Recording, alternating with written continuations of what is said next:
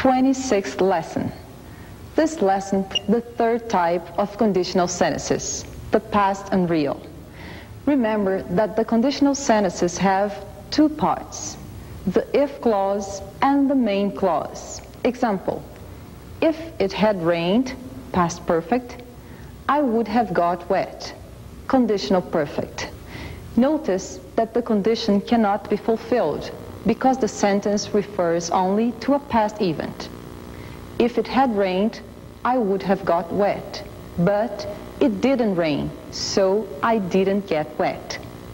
Example of an interrogative sentence. Would you have got wet if it had rained? And an example of a negative sentence. If it hadn't rained, I wouldn't have got wet.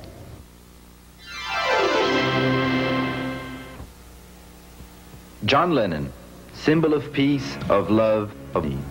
He was the living possession of the human race, his songs transmitting an aura of tranquility and struggle for human rights. What would have happened if that fatal bullet shot at him in Central Park had hit another target?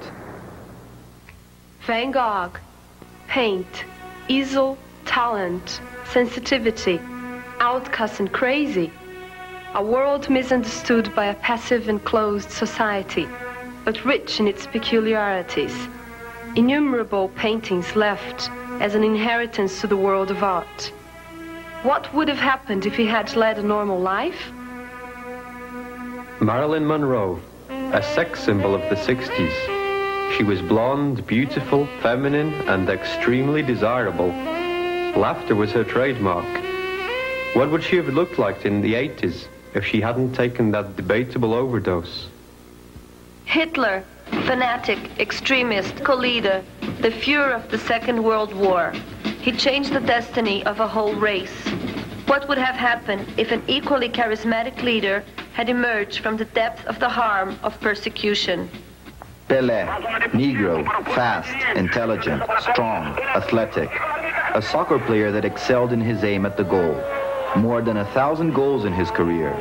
What would have happened if he hadn't quit at the exact moment his fame was at the peak?